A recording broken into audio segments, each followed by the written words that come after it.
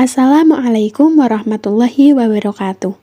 Perkenalkan, nama saya Musyarofah dari kelas AKS C1, Prodi Akuntansi Syariah, Fakultas Ekonomi dan Bisnis Islam.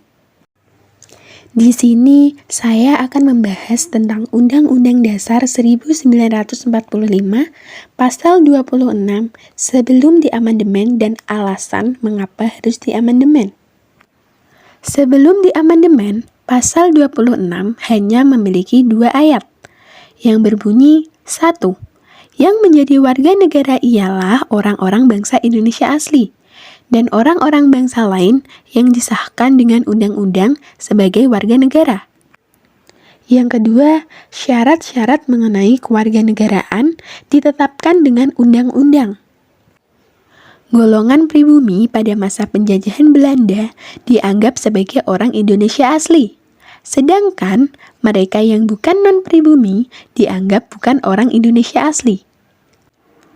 Kemudian, alasan amandemen dilakukan terhadap Pasal 26 Undang-Undang Dasar 1945, yaitu setelah dihilangkannya penggolongan kependudukan, asimilasi berlangsung dalam penduduk hingga saat ini.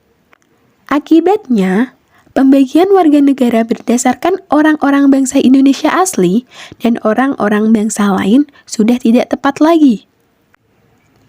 Perubahan ini dilatar belakangi oleh kebutuhan memasukkan orang asing yang bertempat tinggal di Indonesia sebagai unsur penduduk selain warga negara Indonesia asli, WNI. Dengan masuknya rumusan orang asing yang tinggal di Indonesia sebagai penduduk Indonesia, mempunyai status hukum sebagai penduduk Indonesia. Sebagai penduduk, pada diri orang asing itu melekat hak dan kewajiban sesuai dengan ketentuan perundang-undangan yang berlaku, sekaligus tidak boleh bertentangan dengan ketentuan hukum internasional yang berlaku pada umum.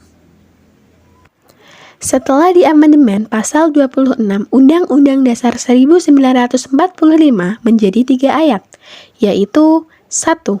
Yang menjadi warga negara ialah orang-orang bangsa Indonesia asli, dan orang-orang bangsa lain yang disahkan dengan undang-undang sebagai warga negara Indonesia.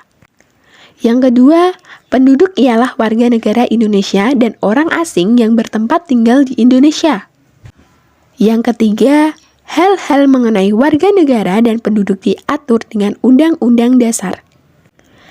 Dengan adanya amandemen tersebut, MPR mencatat bahwa hak dan kewajiban warga negara bisa lebih jelas diatur dengan Undang-Undang Dasar 1945. Hak dan kewajiban merupakan sesuatu yang tidak dapat dipisahkan. Bahkan, setiap warga negara memiliki hak dan kewajiban tersebut. Cukup sekian presentasi dari saya, kurang lebihnya mohon maaf. Wassalamualaikum warahmatullahi wabarakatuh.